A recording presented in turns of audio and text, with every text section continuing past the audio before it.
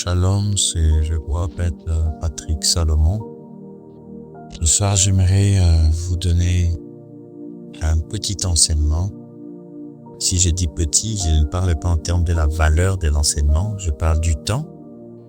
Et parce que ce que le Seigneur enseigne est toujours d'une grande valeur. Alors, j'aimerais partager avec vous une petite expérience et je sais que ça va beaucoup vous aider. Tout dépend de comment vous êtes ouvert d'esprit à prendre cela. Alors, c'est depuis 1 ou 2 jours, je crois, le Saint-Esprit ne cesse de me parler sur la qualité et la valeur de ce que nous recevons de lui. Déjà, la première des choses que j'aimerais que nous puissions savoir, ce n'est pas tout ce qui s'enseigne qui vient de Dieu. Et ce n'est pas aussi toutes sortes d'enseignements que vous recevez qui jouent un rôle dans votre esprit. Vous devez savoir que Dieu est esprit. Vous avez l'âme, vous avez l'esprit. Alors, votre corps, tel que vous êtes là étant que humain, vous pouvez choisir de nourrir soit l'esprit, soit l'âme. La nutrition de l'âme va vous détruire rapidement, alors que la nutrition de l'esprit va vous construire sur tous les niveaux. Alors, qu'est-ce que signifie la nutrition de l'âme et de l'esprit? Et ce sont vraiment 2 choses que le Seigneur m'avait mis à cœur. J'avais senti le besoin de vous partager cela. Il y a quelques années, le Seigneur m'avait conduit à comprendre combien la vie, la foi, le domaine de l'esprit, c'est un domaine de la foi. Et que la foi n'était pas juste que les gens pensent une sensation positive sur quelque chose, mais c'est aussi une compréhension basée sur un fondement. Ok, c'est pourquoi la Bible dit la foi vient de ce qu'on entend et qu'est-ce que nous devons entendre? La parole de Dieu. Et la parole de Dieu n'est pas l'imagination humaine. Je vais essayer de mettre quelques petits points sur ça. Dieu dit très bien dans les livres de Ésaïe, je crois que je peux vous le trouver, vous le connaissez tous, Ésaïe 55. Essayons de lire ensemble ce que Dieu dit sur ses pensées et les pensées des hommes. Ésaïe 55, je vais lire à partir du verset 8. Je crois que vous connaissez le verset. Il dit parce que mes pensées ne sont pas vos pensées, et mes voix ne sont pas vos voix, dit l'Éternel. Déjà, quand il dit mes pensées ne sont pas vos pensées, c'est clair qu'il veut dire sa parole. Parce que quand il dit, le verset 9, que mes pensées sont élevées au-dessus de vôtres, et que mes voix sont élevées au-dessus de vôtres, dans le verset 10, il dit directement, ainsi comme la pluie tombe et arrose la terre, et qu'elle arrose la terre, elle ne peut pas revenir à moi sans accomplir ce nom pourquoi je lui ai envoyé. Elle doit produire la sémence pour la personne qui cultive et le pain pour celui qui en veut, qui doit le manger. Alors, vous voyez déjà la profondeur de la pensée de Dieu, c'est qu'il précise très bien que sa parole, c'est pas vos pensées. J'aimerais vraiment soulever ces points ici parce que ça, c'est quelque chose qui me tient beaucoup à cœur, qui me dérange aussi, autour surtout du corps du Christ, les églises, et la manière à laquelle les gens prennent à la légère la parole de Dieu, et ils ont tendance à le confondre facilement avec les pensées des hommes.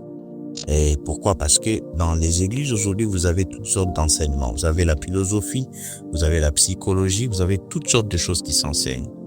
Et tout le monde appelle ça parole de Dieu. Malheureusement, c'est pas ignorance que tout le monde appelle sa parole de Dieu. Ce sont les pensées des hommes. Là, quand les systèmes de pensée ont commencé à évoluer dans le monde, je vais vous donner une petite histoire. J'aimerais vraiment que vous preniez à cœur ce que je vais vous partager ici. Quand les concepts je crois, vous avez étudié l'âge des Lumières, je sais pas, là où il y a eu de grands poètes, des penseurs qui sont nés en France.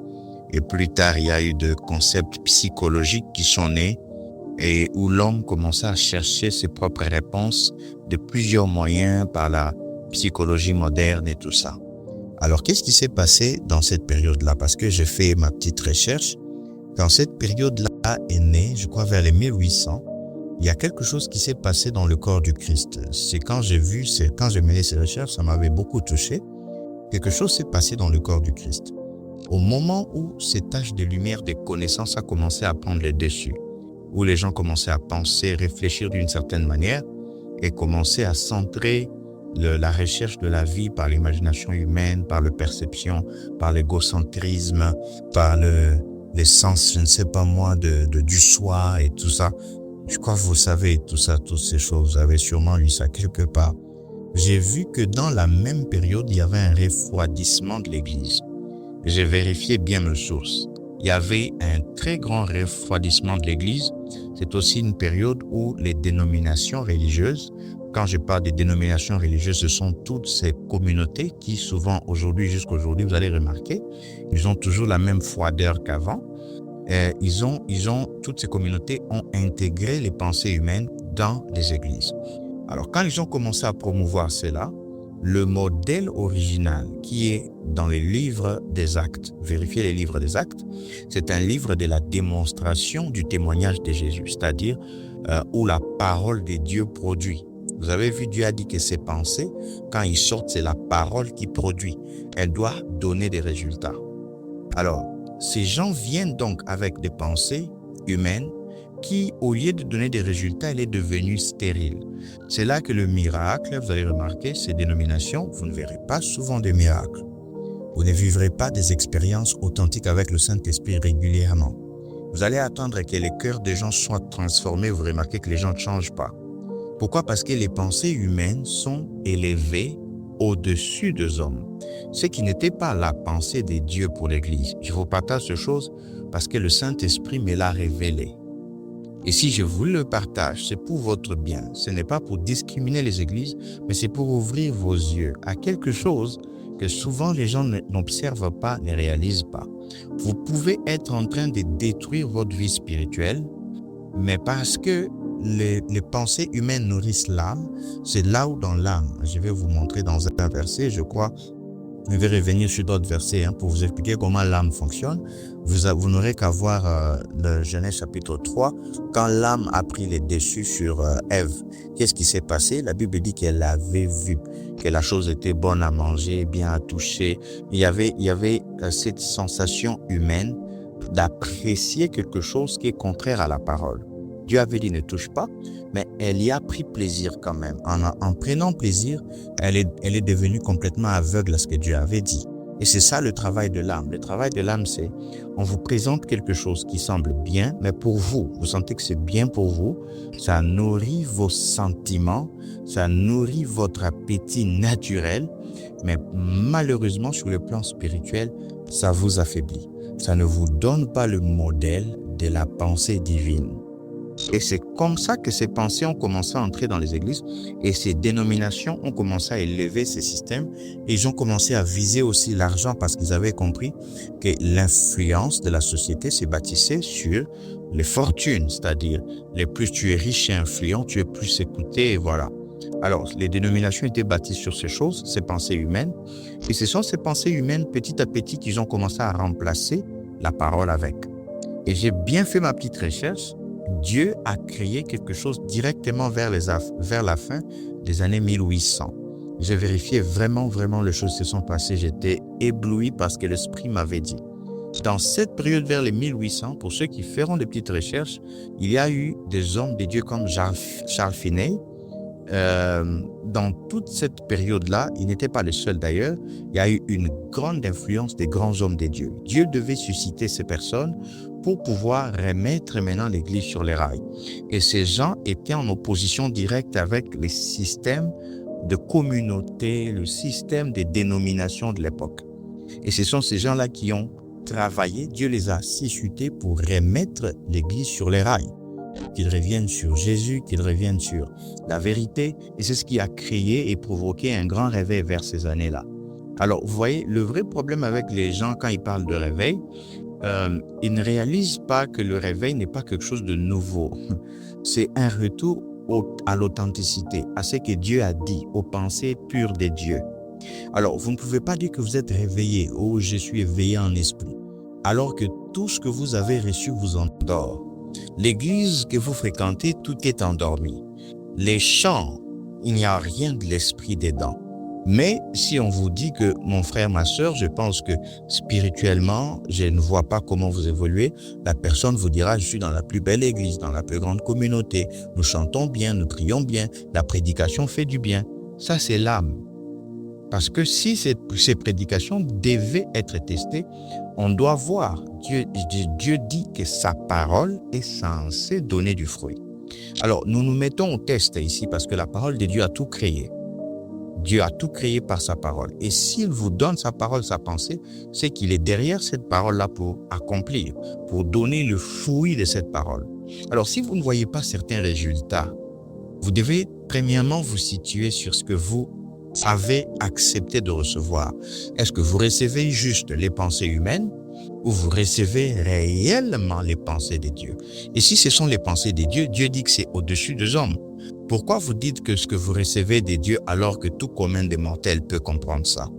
En tout cas, je reviens sur ça. Comment pouvez dire que ça vient de Dieu alors que tout commun mortel peut comprendre ça? Je reviens sur un point. J'ai vu un homme de Dieu enseigner des choses où il avait mis certains grands hommes du monde qui avaient réussi et tout. Vraiment des pensées humaines, voilà. Et il a voulu en présenter comme un modèle pour l'Église.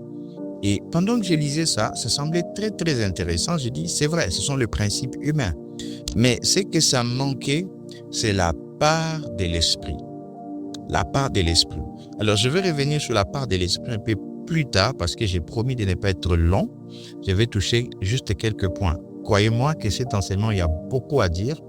C'est même un enseignement prophétique qui montre l'avenir de l'Église et l'avenir du monde. Parce qu'il y a quelques années, Dieu m'a montré les plans du diable dans le monde et ce qu'il est en train de faire même au sujet des églises qui n'ont pas accepté de mettre Jésus comme fondement. Dieu me l'a fait voir. Ceux-là qui n'ont pas encore accepté de prendre la parole de Dieu vrai, le Christ, sa révélation, son sang et toute son œuvre comme fondement, Dieu m'a révélé l'avenir de ces églises-là et il m'a montré leur ruine. Et je sais de quoi je vous parle parce que vous ne verrez pas de fruits dans ces endroits-là. Un jour, quelqu'un m'a posé la question, m'a dit, prophète, qu'est-ce qui fait la différence entre les églises avec ce que les églises, que les apôtres avaient commencé avec ce qu'aujourd'hui? Et elle me dit, je sens qu'il y a une grande différence. Et je lui ai dit, moi, je ne sais pas. Mais par contre, avec les années, j'ai réalisé qu'est-ce qui s'est passé. Parce que Dieu m'avait demandé de faire une étude sur l'église depuis les débuts jusqu'à notre époque. Et c'est comme ça que je commençais à détecter ce qui n'allait pas. C'est pas moi, c'est le Saint-Esprit.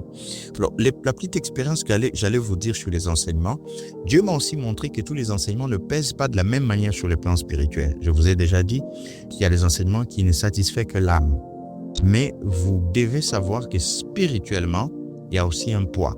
Il y a des enseignements qui attirent les démons. Je dois vous le dire honnêtement. Des enseignements qui fortifient même les démons. Vous n'avez besoin que de toucher 2 Corinthiens chapitre... Attendez que je lise pour vous rapidement, parce que dans 2 Corinthiens chapitre 10, verset 4, je vais vous toucher sur un point, parce que nous battons avec un ennemi, mais qui malheureusement, nous ne connaissons même pas comment il fonctionne. Les gens les cherchent dans les liens de famille et tout le reste, alors qu'il n'est même pas là-dedans. Les choses que j'ai découvertes, je suis convaincu que si vous aurez l'opportunité de mener votre petite recherche et aussi de rencontrer les gens qui sont à fond dans la franc-maçonnerie, bien sûr, et qu'ils arrivent à vous dévoiler certains secrets, vous serez choqués que je vous dise la vérité. Ok? Parce que j'ai déjà envoyé même des gens faire des recherches dans de loges maçonniques. Il y a une sœur qui avait son frère qui est dans la franc-maçonnerie. Les choses qu'elle a évoquées, qu'elle a trouvées, elle a dit qu'il n'y avait rien de mal dans ce qu'elle avait lu. Mais vous regardez maintenant là où il y a les dangers. Le diable, quand il vous présente quelque chose, il ne vous montre pas que c'est mal. Même quand il avait dit à Ève de manger, Ève n'avait pas vu que c'était mal. Et la Bible dit que ça semblait être bon d'ailleurs. Et c'est ça maintenant ce qu'on appelle la séduction. Parce qu'on ne va pas vous enseigner quelque chose qui va vous paraître mal. À vos yeux, c'est bon. Mais le problème, c'est là où ça vous déconnecte de Dieu. Parce que tout ce qu'il fallait, c'est que Ève se déconnecte de Dieu. Et c'est ça le piège de l'ennemi. Tous les raisonnements qu'il va élever, si vous n'avez pas la parole pour comparer cela, vous n'avez pas les Écritures, vous n'avez pas Jésus comme modèle pour comparer ce que vous écoutez, les dangers et que vous allez vous éloigner sans vous rendre compte. Regardez, je vais vous dire pourquoi ces enseignements sont dangereux et pourquoi est-ce que je vous dis ce que je vous dis. Tous les enseignements ne pèsent pas de la même manière sur le plan spirituel. Et je peux vous dire qu'il y a des enseignements dangereux pour votre esprit, mais qui peut-être par, comme nous sommes habitués aujourd'hui par esprit de démocratie, esprit de plaire, esprit de éviter d'être sanctionné à l'église, nous continuons à compromettre à la vérité. Et l'ennemi a créé une structure où nous devons nous sentir comme ça. Nous devons nous sentir légitimes de rejeter la parole de Dieu. Nous devons nous sentir légitimes d'être rebelles. C'est-à-dire, ce n'est plus simplement que je sais que je suis rebelle à ce que Dieu a dit. Maintenant, je sens quand même qu'il y a une justification pour être rebelle à ce que Dieu a dit. Quelle est la justification? J'aime beaucoup mon pasteur, j'aime beaucoup mon église. Eh bien, j'encourage les gens qui continuent comme ça à savoir, malheureusement, qu'ils sont en train de creuser leur propre tombe. Alors, c'est pas mon souhait, parce que je veux que vous puissiez vous repentir, que vous revenez à la parole, que vous arrêtez de suivre tout ce qui bouge dans le monde. Alors, 2 Corinthiens chapitre 10, regardez ce que dit le verset 4. Il dit, les armes de notre combat ne sont pas charnelles, mais ils sont puissants par Dieu pour enlever les forteresses. Verset 5, ils doivent renverser les imaginations et ils doivent renverser tout ce qui s'exalte au-dessus de la connaissance de Dieu et amener en captivité toute pensée à l'obéissance de Christ. Vous voyez, toute pensée à l'obéissance de Christ. D'abord, il dit, ils doivent renverser les imaginations, les forteresses. Dans d'autres versions, on dit les raisonnements. Alors, comment les raisonnements sont établis? Les raisonnements sont établis sous forme d'un système de réflexion, d'un système d'enseignement. Vous allez voir qu'on enseigne. Je viens de vous dire que quand l'Église a commencé à sécher, il y avait aussi ce travail de raisonnement. Il y avait ce travail des philosophes, de psychologie. Ce sont ces raisonnements-là qui se sont élevés au-dessus de la parole de Dieu. Et ces pensées-là, quand ils s'élèvent, ils deviennent des armes et des forteresses dans l'homme. Au point où la personne, tu peux lui prêcher, tu peux lui dire tout ce que Jésus peut faire pour lui et vous sentez que la personne n'a pas la foi. Et la personne ne sait pas pourquoi il n'a pas la foi et il vous regarde, il se demande pourquoi je ne peux pas croire ce que Dieu peut faire. C'est parce qu'à l'intérieur de la personne, il y a une autre connaissance qui est assise, une connaissance du logique, de la vie naturelle. Alors la personne ne sait même pas comment il est devenu si logique et naturel, mais ce sont les raisonnements sur lesquels il a évolué dans la société ou qu'on lui a aussi communiqué au niveau de l'Église. On n'a jamais nourri son esprit, on n'a fait que nourrir son âme. Alors au moment où Dieu se présente pour agir, la personne n'a aucune idée de quoi faire. Il se sent bloqué dans sa tête, dans sa réflexion, parce que les raisonnements qui sont assis dans la personne ne lui donnent pas la facilité d'être ouvert d'esprit à accepter ce que Dieu dit. Alors, vous voyez, ce sont des armes, des réflexions, des raisonnements qui sont mis en place. Alors, quand j'ai compris que certains enseignements, certaines choses que tu pouvais écouter ne pèsent pas sur le plan spirituel comme d'autres, j'ai vu quelque chose s'est passé dans ma vie. Alors, c'est là le petit témoignage que je veux que vous captez. Il n'y a pas longtemps, il y a plusieurs témoignages, mais je vais vous donner ce que j'ai vécu récemment aussi. D'abord, je prends le premier. J'étais en train de découvrir quelque chose lié à la grâce de Dieu. Quand j'ai compris qu'on ne peut devenir enfant de Dieu que par la grâce, je devais découvrir la définition de la grâce de Dieu. Et j'ai découvert que c'était une faveur imméritée, que ce n'était pas mon travail, mais le travail de Christ. Mais c'était très difficile que j'accepte ça directement comme ça. Je crois que c'était vers 2012 déjà, mais j'avais du mal à accepter. Alors, je connaissais la Bible depuis longtemps, mais je n'avais pas la connaissance éclairée de la parole. Alors, c'est deux choses différentes. Et à l'époque, même quand j'ai prêché, les gens aimaient. Les gens disaient que c'était profond. Et même moi-même, je sentais que c'était profond. J'ai vécu des expériences surnaturelles avec le Seigneur. C'est par grâce que j'ai vécu ça. Mais je peux vous dire que je n'étais toujours pas prêt à comprendre de quoi il s'agissait. Parce que vous devez savoir que dans la foi chrétienne, il y a des gens qui vivent des choses qu'ils ne comprennent pas. Il y en a d'autres qui essayent de comprendre ce qu'ils vivent. Alors, j'avais commencé avec Dieu, ne comprenant pas ce que je vivais, mais je voulais comprendre ce que je vivais. En 2008 d'abord, quand Dieu a voulu me conduire dans la grâce, j'ai refusé. J'étais en prière. Après 4 heures du temps de prière, je basais toutes mes performances sur la prière. Je me disais que le plus je prie, le plus j'aurai de résultats, le plus je deviens fort et tout. Alors, c'est vrai, il y avait des expériences spirituelles qui arrivaient, Mais ce n'était pas basé vraiment sur mes prières. Ce que j'ai remarqué, c'était basé sur ma foi. La manière à laquelle je croyais aux visitations angéliques en lisant la parole, Dieu a commencé à agir sur base de ma foi. Quand j'ai prié parce que j'avais la foi par rapport à ce que j'avais lu. Mais malheureusement, dans ma tête, je me disais que c'était fait à cause de mes prières.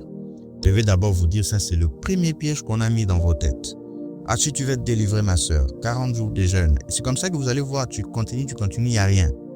Pourquoi? Parce que le vrai fondement spirituel, c'est ce qui est dans ton cœur, c'est la foi. C'est ce que tu as reçu comme enseignement. C'est ça, sur base de ça que Dieu va travailler. Alors, au bout d'un moment, je n'avais pas vraiment saisi la grâce et j'ai chuté après quelques temps. J'ai senti que je n'étais plus assez spirituel dans le même niveau. Je sentais que quelque chose n'allait pas. Alors, je me suis dit, une année après, j'ai vécu ceci en 2008, 2009, il y a une faiblesse. Qu'est-ce qu'il y a? J'essaie de me relever fin 2009 pour remonter encore mon esprit. J'exagère encore les prières. L'onction est là, mais il y a toujours quelque chose que je ne capte pas. J'ai toujours l'impression que je n'ai pas encore percé le monde spirituel comme je veux.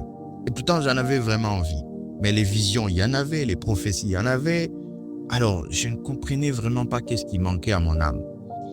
À 2012, Dieu me permet de comprendre le fondement véritable sur lequel je devais m'établir, mais ça m'a encore pris quelques mois jusqu'en 2013 pour saisir vraiment l'ensemble du message.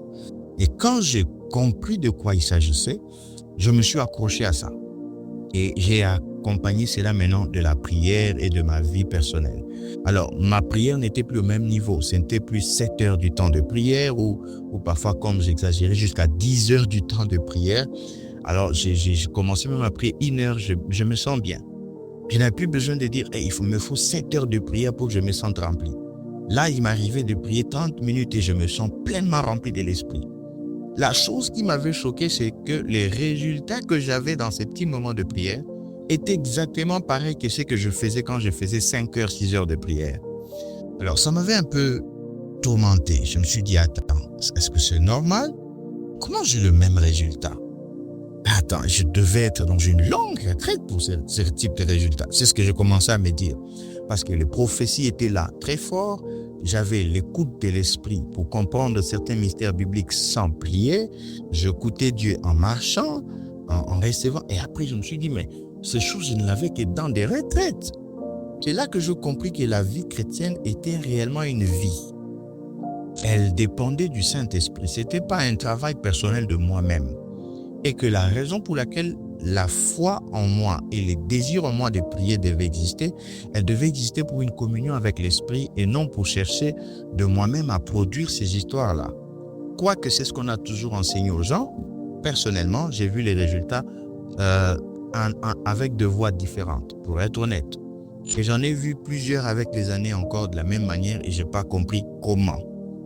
Alors, j'avais accepté et j'ai commencé à voir ces résultats. Et grave encore, c'était une année où les gens ont cru que j'avais de fétiches parce que même là où je travaillais, j'avais reçu une précision sur les choses qui devaient arriver le jour même. Et parfois, je l'annonçais aux gens, ça arrivait exactement comme j'ai dit, les chiffres que je donne, les choses que je disais. Et à un moment donné, les gens ont commencé à dire, est-ce que Salomon n'a pas de la magie? Et oui, les gens commençaient à croire que j'étais impliqué dans quelque chose. Mais là, c'est parce que j'avais compris les profondeurs de la grâce en Jésus. J'avais compris apprendre à m'abandonner à Christ, lui donner la place qu'il faut. Et que je ne devais pas me voir comme étant la personne qui accomplit ces choses, mais laissant Christ prendre la place, je devais accepter la mort à moi-même, accepter la grâce, la bonté, l'amour de Dieu. Ça semblait tellement simple, mais les résultats me surpassaient. Au bout d'un moment, l'erreur maintenant qui vient, c'est cette perle d'enseignement que Dieu m'avait donnée. J'ai commis l'erreur que tous les chrétiens commettent. J'ai voulu mélanger ça avec d'autres idées, c'est-à-dire des idées des églises connues, des églises qui sont grandes et riches. Je me suis dit, bon, c'est pas mal, vous pouvez toujours apprendre. Mais je n'avais pas encore la sagesse et la maturité de discerner, malgré tout, que je ne pouvais pas mélanger la grâce avec quoi que ce soit. Malheureusement, c'est ce que les gens prêchent aujourd'hui. Ils mélangent la grâce avec la loi. Là où la loi prend les efforts de l'homme, la grâce vous demande les repos. Et j'ai vu des gens vouloir mélanger les efforts de l'homme et les repos. Et à un moment donné, je suis tombé dans ce piège-là. Et tout d'un coup, j'avais vu que les résultats avaient changé. Et c'est ce qui m'avait un peu choqué. J'ai commencé à mélanger. Vraiment inconsciemment. C'est pas comme si je le voyais clairement comme ça. Ne mets pas les efforts. Non, non, non, non. Moi, c'était juste des bonnes pensées. Je développe, je comprends. Ah, cette église, ils sont influents. Je crois que ces principes qu'ils appliquent, ça va marcher. J'ai juste commencé à mettre. Oh, voilà, je me suis emballé. Et sans me rendre compte, j'ai commencé à revenir au centre de moi-même. C'est-à-dire, les choses qui devaient être faites ou être accomplies, je ne regardais plus le Saint-Esprit, je commençais à me regarder. Je commençais à considérer que c'est moi qui dois jouer ce rôle-là. C'est moi, c'est moi, c'est moi. C'est venu de tous ces enseignements-là. Je dois couper, je dois renverser, je dois. Alors, après quelques temps, je me suis dit, je ressens le même vide. Je dis, mais qu'est-ce qui se passe, Salomon? Qu'est-ce qui se passe? Il n'y a pas longtemps, je me sentais comme un homme rempli et les résultats parlaient d'eux-mêmes. Alors, j'ai commencé à combattre ce qui m'arrivait. Je crois que c'était arrivé 2 ans après, c'est-à-dire 2013, l'esprit m'enseigne suffisamment. 2015, le diable me joue un sale tour. J'essaie de retourner dans certains principes parce que je lis beaucoup. Pour les gens qui me connaissent, je suis trop investi dans les recherches. Alors, ce qui fait que parfois, à un moment donné, au lieu d'avoir la sagesse de séparer les choses, je ne les séparais pas. Alors, j'ai commencé encore à créer un petit mélange. Et j'ai entendu l'Esprit de Dieu me dire, Salomon, tu es en train de t'égarer. Et je ne pouvais pas me rendre compte de ça. Alors, c'est là où je vais un peu vous donner un petit conseil aussi, enfants de Dieu. Parfois, vous recevez des prophéties et on vous dit, je te vois, tu vas mal terminer dans telle situation. Dieu ne veut pas que tu termines dans cette situation. Quand on vous donne une prophétie qui est mauvaise, c'est pas la volonté de Dieu. Malheureusement, les gens prennent des mauvaises prophéties comme la volonté de Dieu. Ce sont juste des avertissements pour que vous reveniez sur votre décision. Vous avez peut-être engagé un pas qu'il ne fallait pas, mais vous n'êtes pas rendu compte. Je me suis rendu compte de ce que je vous dis vraiment avec les années d'expérience. J'ai commencé à me rendre compte que ça peut arriver, que tu emboîtes un pas et tu crois toujours que tu es vraiment dans la bonne direction, alors que tu ne l'es plus. Et là, Dieu te prévient lors d'un message et tu vas prier, tu ne comprends pas par où l'erreur est passée, alors que l'erreur est passée autour d'une mauvaise direction que tu avais déjà pris sur ta propre foi, mais tu ne le sais même pas. Alors, l'Esprit a commencé vraiment à me combattre. Et je me suis rendu compte, 2015-2016, je suis revenu en arrière. J'ai dit, Saint-Esprit, qu'est-ce qui ne va pas? Le Saint-Esprit me dit, tu es dans un grand mélange. Et finalement, j'avais accepté que j'étais dans un grand mélange parce que j'avais repris encore avec la vérification des Écritures, avec les choses que j'apprenais. Dieu me dit, sépare les deux. Ce que tu expliques ici, ce sont des principes humains, purement humains, par lesquels les hommes peuvent obtenir des choses purement humaines. Et il me dit, ce qui est là-bas, ça a la puissance de positionner l'homme spirituellement et lui accorder aussi ce qui est sur la terre. Alors, j'ai commencé à faire la différence. J'ai dit, je vois. Ces principes sont purement humains. Ils ne vous conduisent que sur la voie de choses que vous voulez obtenir humainement parlant. Mais ce n'est pas l'influence. Vous ne recevez pas l'influence spirituelle avec parce que vous vivez dans un monde spirituel. Il y a des démons, il y a le diable, il y a beaucoup de choses qui jouent.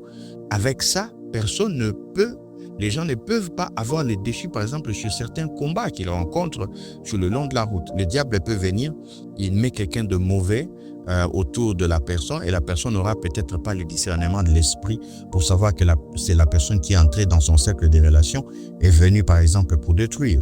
Mais avec le Saint-Esprit, vous pouvez avoir le discernement. Et un esprit peut être là, il est en train de manipuler peut-être quelqu'un autour de vous pour le détruire émotionnellement et dans beaucoup d'autres aspects. Ça peut arriver que vous regardez et vous vous fâchez simplement sur son comportement sans comprendre l'influence derrière. Alors Dieu m'a dit, tu vois, c'est différent. Tu peux voir quelqu'un se comporter comme ça, tu apportes de la psychologie, nous allons analyser. Alors que la chose est purement spirituelle, il faut discerner l'esprit qui est derrière, briser son influence et ensuite délivrer peut-être la personne. Et c'est comme ça que j'ai remarqué que ces enseignements purement humains me déconnectaient vraiment de l'influence spirituelle dans les sphères spirituelles. Et j'ai commencé à séparer les deux. Je me suis dit, je ne peux pas construire un homme spirituel avec ces choses. Et quand j'ai fait ça, Dieu m'a remis à fond. Alors, la bonne nouvelle, quand Dieu m'a remis à fond, je peux vous dire que les expériences spirituelles sont revenues de manière extraordinaire. Une fois de plus, j'ai été surpris par les événements, par les manifestations qui ont suivi. Et c'est resté dans mon esprit. Et j'ai dit à Dieu, comment pouvons-nous avoir des enseignements, mais ça n'a pas le même résultat? Dieu me dit parce que ça n'a pas la même valeur sur le plan spirituel.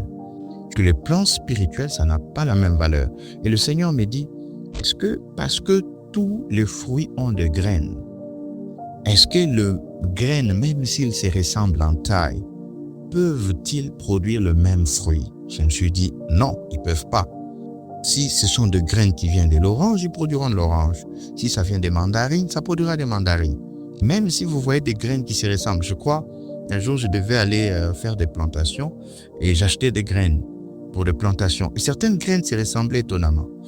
Et il n'y a que la personne qui me les vendait qui pouvait me faire comprendre que ces graines ici vont te donner, par exemple, de tomates. Ces graines ici vont te donner peut-être les piments. Ces graines. Et j'ai regardé, je disais, mais ils se ressemblent tellement. Mais la personne voit dans les détails qu'ils ne vont pas produire la même chose. Et je me suis rendu compte que Jésus dit la même chose sur la parole. Il dit que la parole, il y a un semeur qui est allé s'aimer. Quand il a sémé, il y avait d'autres qui n'avaient pas produit et d'autres qui ont produit, dépendant de la qualité du sol. C'est quelque chose qui m'a beaucoup tiqué. Je me suis dit, les pensées sont des semences. Parfois, les gens combattent le fruit au lieu de combattre la sémence. Vous allez voir, quelqu'un ne change pas, il y a des choses qui ne vont pas dans sa personnalité et vous êtes en train de combattre juste le fruit. Et pourquoi tu es comme ça? Tu dois changer, tu dois changer. Vérifiez à la source, qu'est-ce que la personne reçoit? La personne sent qu'il combat le lien, il veut couper, ça ne marche pas, prophète, ça fait 5 ans, ça fait 6 ans. Arrêtez avec le lien, vérifiez à la source. Quels sont les raisonnements, les pensées, les choses qui ont été incluses dans la personne? Et il faut prendre la parole comme standard pour comparer, pour vous rassurer que la chose concorde avec ce que Dieu dit. Ouais. Et je vais revenir sur ça. Par exemple, par ces meurtrissures, nous avons été guéris. Par exemple, la Bible dit très clairement que Jésus-Christ est apparu pour détruire les œuvres du diable. Le Fils de Dieu est apparu pour détruire les œuvres du diable. Je crois 1 Jean chapitre 3, verset 8. Et vous avez 1 Jean chapitre 5, verset 4, je crois. La Bible dit que tout ce qui est né de Dieu triomphe du monde. Et ce qui triomphe du monde, c'est notre foi. Mais vous allez voir, les gens n'ont pas encore compris ce que signifie naître de Dieu. Et deuxièmement, les gens n'ont pas encore compris le domaine de la foi. Mais déjà, ils commencent à combattre ce qui est dans le monde. Bon, vous n'êtes pas né de Dieu. Vous n'avez pas encore le domaine de la foi. Vous combattez comment? Parce que la parole est claire. Il y a des bases que Dieu a mis. Et d'ailleurs, je vais revenir sur ça une prochaine fois parce que c'est pas tout religieux qui va à l'église qui est chrétien. Le problème de la chrétienté d'aujourd'hui, c'est juste une association d'églises. Quelqu'un vient, il devient membre de votre église, vous l'appelez chrétien. Attends, ce n'est pas biblique. Vous ne pouvez pas me prouver le contraire parce que dans les Écritures, on ne devient enfant de Dieu que par la naissance de la parole. Jésus dit, vous devez naître d'en haut. Il ne dit pas que vous devez naître en association spirituelle avec une église. Naître d'en haut, c'est naître du Saint-Esprit. Naître du Saint-Esprit, c'est naître de la révélation de Jésus. Parce que le Saint-Esprit vient apporter la révélation de Christ. Il a très bien que quand l'Esprit viendra, il a très bien dit que quand l'Esprit viendra, Actes chapitre 1, verset 8, il dit, vous recevez une puissance quand le Saint-Esprit viendra sur vous et vous deviendrez mes témoins. Il dit mes témoins. Lui, le Saint-Esprit, avec vous, fera en sorte que vous soyez témoins de Jésus. Et le témoignage même de Jésus qui va être clair devant vous. La première prédication de Pierre, je ne sais pas, vérifier. La première prédication de Pierre, c'était Jésus. Pour que les gens se convertissent, il a parlé de Jésus. Vous pouvez prendre encore, je crois, 2 Corinthiens chapitre 4, verset 5. L'apôtre Paul dit, nous ne prêchons pas nous-mêmes, mais nous prêchons Jésus. Pourquoi? Parce que c'est lui la sémence, c'est lui cette parole de la transformation humaine. Alors, si vos yeux ne sont pas encore ouverts sur le Christ et que vous continuez avec les catéchismes, les credos, je ne sais pas moi, le principe baptiste, méthodiste, presbytérien, catholique, vous n'allez nulle part. suis désolé de le dire, je n'ai pas de la haine pour toutes ces histoires. Et je ne suis peut-être pas le mieux placé pour juger qui que ce soit parce que je ne le fais pas. Mais j'ai juste une responsabilité, comme les apôtres l'avaient reçue, à m'accrocher uniquement à ce que Dieu a dit. Tout comme Adam savait que Dieu a dit, vous ne devez pas toucher, c'est tout ce que je fais. Alors, je sais qu'il y a peut-être des gens qui vont toujours faire des débats, ne pas accepter, parce que c'est normal dans ce monde. L'homme est rebelle de nature à ce que Dieu dit. Même si dans la Bible, il le voit noir sur blanc, que Dieu a dit que c'est Jésus la parole de Dieu, celui qui est venu sur terre pour sauver, les gens vont toujours continuer à vouloir contourner cette vérité avec d'autres dogmes. C'est naturel, l'homme aime contester Dieu. Alors, je peux juste vous dire ce qui est vrai, Dieu est un Dieu d'amour.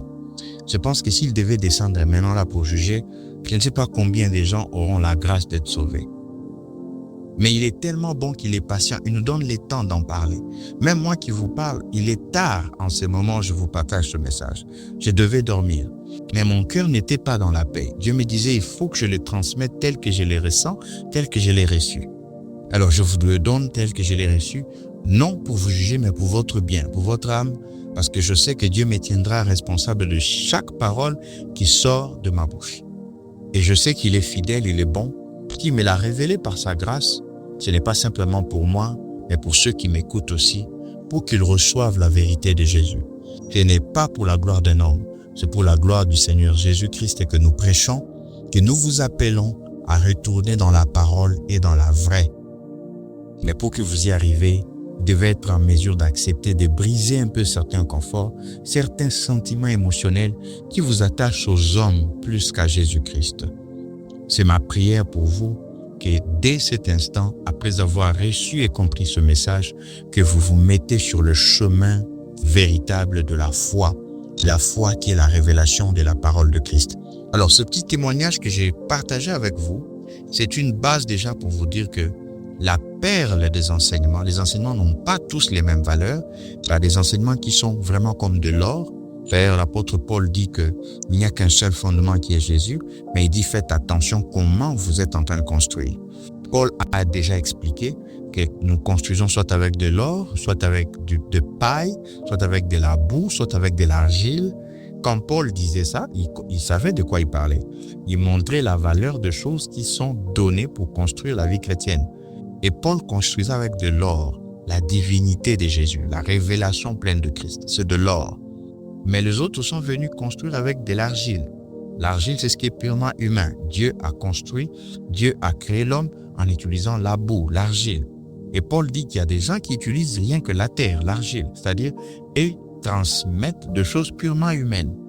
Et Paul dit, le temps de révélation de ces choses va venir, où Dieu lui-même va venir tester l'homme par rapport à ce qui a construit son esprit.